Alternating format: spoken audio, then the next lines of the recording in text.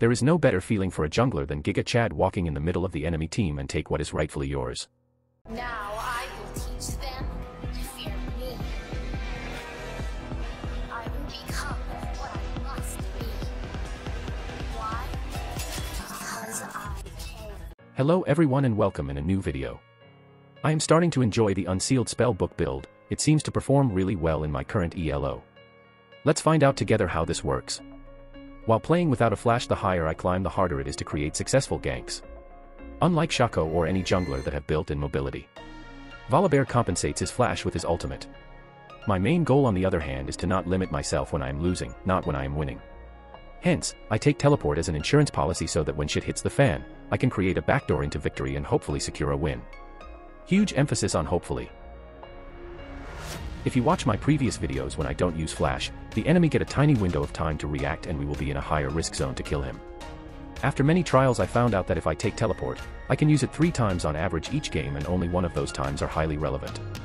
So, I'll take Unsealed Spellbook and learn how to predict the opportune moment to use my teleport. This on the other hand is something that happens in every ELO. Stupidity is equal among all levels. I am very thankful that this creature isn't on my team. I have my own policy is to never gank bot side. One of the many reasons is that helping your bot side will set you to failure. I rather have one solo laner that can 1v9 or hold hands with a player for the whole game and hopefully he will not do something stupid to lose us the game. On the other hand, a solo laner will draw pressure on the other side of the map and if he fails, we can try again until it works. This is the time to collect my interest. My earlier gank seems to have paid off. Lilia top is a monstrosity, and the lane was in her favor. With my help, this will turn into a stomp. To make sure my efforts are not in vain, I should take some of the gold to myself. Taking all the gold is always never good, sharing is caring.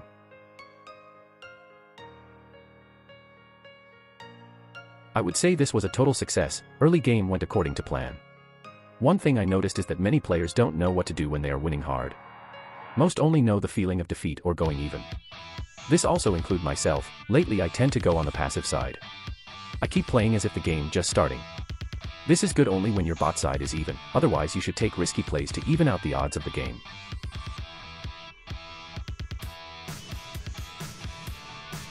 This exactly why I don't focus on bot side. Look at my Lilia gets the same disease. It is called, let's lose our lead by trying to kill them in their base sickness. Nocturne is dead, Azir lost hope in his lane. We should take Drake then rotate mid, textbook decisions. But no, I am Hazagi, I slide, I wind wall, then I die to a Shen. Typical samurai versus ninja matchup.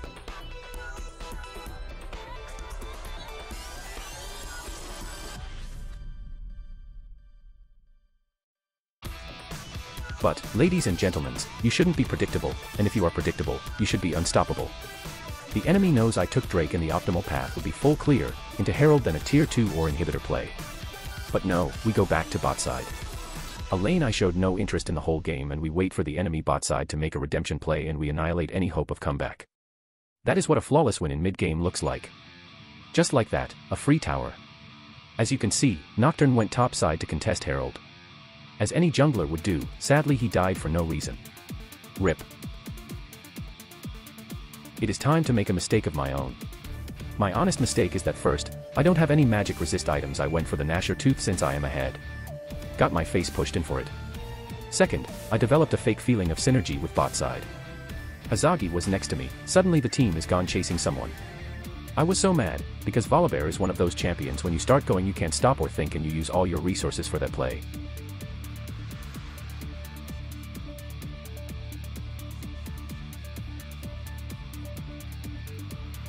Second Herald is a must, I repeat it is a must.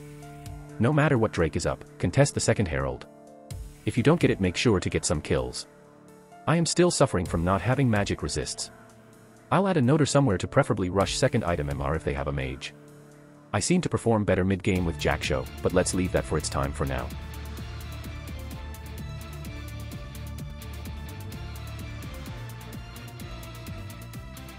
Blitz can't land any hooks, and we have a weird composition. I tried to make a play in mid lane but we failed miserably. Against Nocturne, there is only one good strategy to deal with that champion.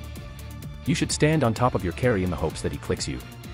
Volibear is a good peeler, so when you can't engage, simply help your carry to survive. In the odd chance that you can't be useful, just leave and push a side lane. Pressure is always something to keep going on against the enemy team.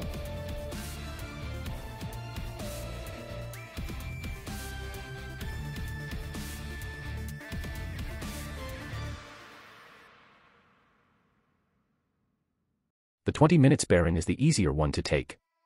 As you can see, we took half of its health right away. Sometimes you can do it with 2 allies if you are sure that the jungler backed. Another tip, if you are unsure about getting the Baron, simply stop at 3000 horsepower. There is no champion that can one-shot the Baron at 20 minutes mark, assuming the game is going normally. Also, you will most likely kill him if he ignores you and targets the Baron, unless it is Cho'Gath.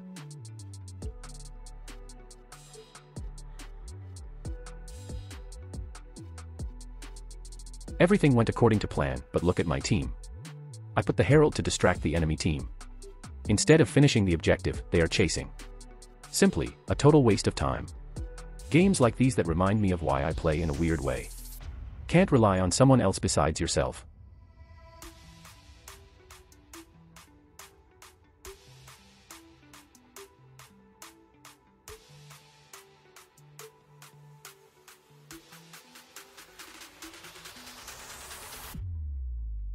Volibear is one of those champions that don't need a rune. I am sure about it, a rune will boost your competitive abilities. What I seek is the chance to win every game, not win every fight. The enemy wanted to do my own strategy against me. They kept hiding and wanted to rush the Baron buff. The funny part is that they don't know I am alone, they didn't see me teleport, so in their mind, the whole team arrived using the conventional ways. On the other side of the map, Nobunaga is trying to get us the soul buff. Right at this instant, I was sure that I have everything it takes to secure this buff. My sole goal of existence right now is to acquire that buff.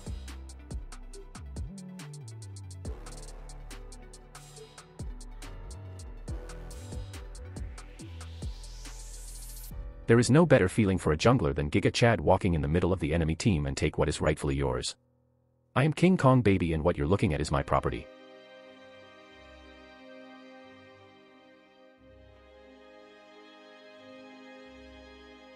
One of the champions that I hate with a passion is Lilia. What is this? Look at this poor Nocturne. Her presence is revolting. If she was punching, you would assume that she is the next Muhammad Ali, but her kit doesn't fit her persona. Never mind, I almost let her die then kill Nocturne. On the other side, I typed earlier to Nobunaga to split push since we are not achieving anything on the map. Yes, in this game our mid laner is a range AD carry, so the team is in a weird position. I simply need to make sure the enemy team is titled to even out the playing field, and this Azir doesn't show the proper amount of respect. I might not be able to kill you, but it is in my power to not let you back. Sorry.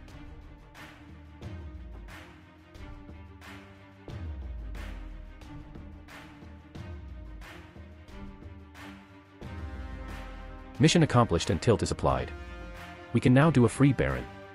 I am still trying to master the ways of total domination, true, correct, and mindful decisions.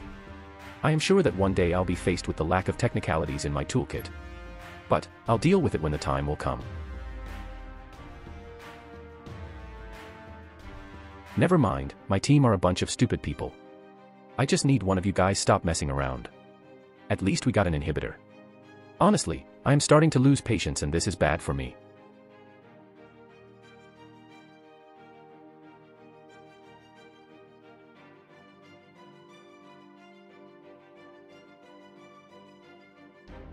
Oh. Come over here. Finally, a Graves mistake. Nocturne must stay alive all the time. Once he is dead, we can do whatever we want and my carries will feel more confident to do risky plays since the assassin is 6 feet under. I guess the stress factor got to them first before it gets to us. Most of League games when both teams are similar in skills are about patience and endurance. Who will do the first mistake? Thankfully, our mistakes happened locally and not around a major objective.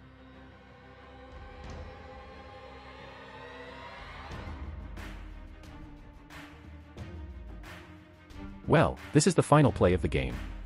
We were hard winning in score, but the game didn't feel that way. I believe that this is due to the fact that we didn't have pressure that suited our lead. Whenever you feel that the game is not going forward according to your lead in gold, this means that your team are messing around and a throw is on the way. Never play with your food and always make sure to close winning games. This is it for today's video. Make sure to subscribe and leave a comment. It means a lot to me, and thanks for watching. Take care everyone.